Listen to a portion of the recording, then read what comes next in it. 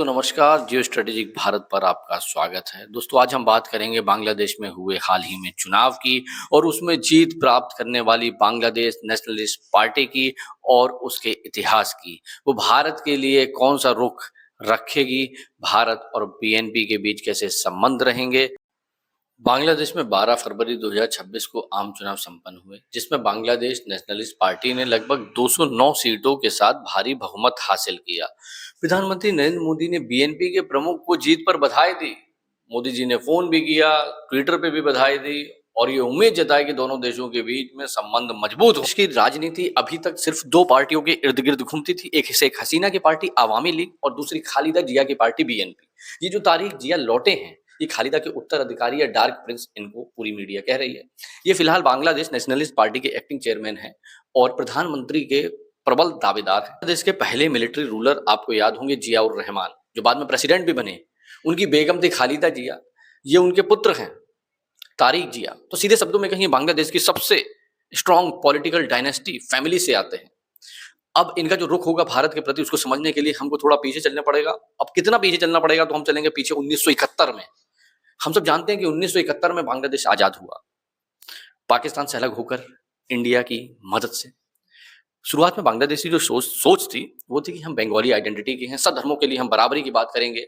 लेकिन 1975 में थोड़ी थोड़ी तस्वीर बदलने लगी थी। वो इसलिए बदली थी क्योंकि जियाउर रहमान जो थे, जो खुद को बांग्लादेश के वॉर हीरो समझते थे या खुद को कहते थे, हालांकि हमें लोगों ने आज़ादी दिलाई, लेकिन ठीक है, ये हीरो थे। इन्होंने सबसे पहले आज़ादी का आह्वान किया था रेडियो से कि भाई हमारा देश आज़ाद हुआ है भारत की मदद से। अब इन्होंने बोला या नहीं ये पता नहीं।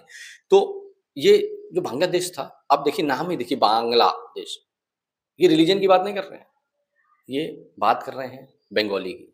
कि देखिए हम सब जो बांग्ला भाषा बोलते हैं, हम लोग साथ रहते हैं।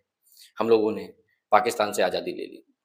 पाकिस्तान जो प्रमुख रूप से पंजाबी चलाते थे, पंजाबी मुसलमान, वो इनको हावी नहीं होने देते थे।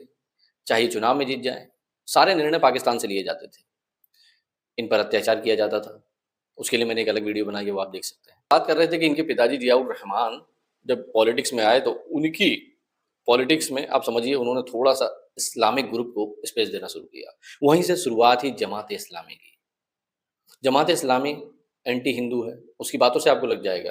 वो इस तरह के भड़काऊ बयान देती है, वो शरिया लॉ, इस्लाम, इस बातें करती है।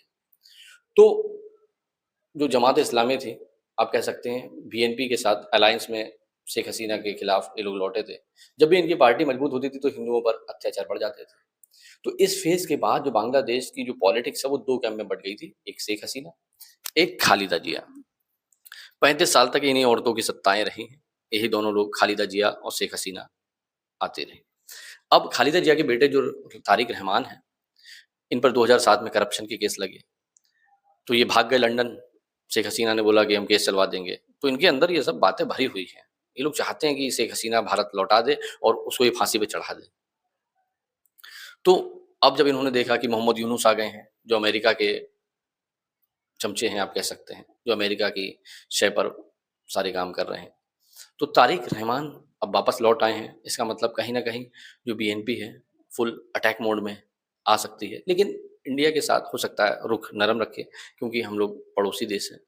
हमारे लिए अच्छी बात यह है कि जमात इस्लामी डायरेक्ट पावर में नहीं है, क्योंकि जमात इस्लामी अगर आती तो पाकिस्तान के साथ उसके संबंध ज़्यादा मजबूत रहते। तो कहीं ना कहीं भारत थोड़ा कंफर्टेबल फील कर रहा होगा कि बीएनपी सत्ता में आई है, हिंदू माइनॉरिटी कम से कम सुरक्षित रहेंगी। इसके लिए बांग्लादेश इंपॉर्टेंट क्यों है, भारत क्यों नजर रखता है इतने? देखिए हमारे लिए नॉर्थ ईस्ट कनेक्टिविटी बहुत इंपॉर्टेंट है।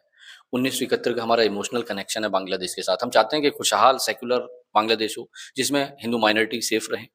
हम चाहते हैं बांग्लादेश के साथ हमारे अच्छे व्यापारिक संबंध हों, दोनों देश आगे बढ़ें, सुख समृद्धि आए। लेकिन अब ये डिपेंड करता है बीएनपी के प्रेसिडेंट और बांग्लादेश के प्राइम मिनिस्टर तारिक जिया पर, कि वो अपनी सरकार में भारत के प्रति कैसी नीतियां अपनाते हैं और भारत के साथ कैसे संबंध आगे बढ़ाते हैं।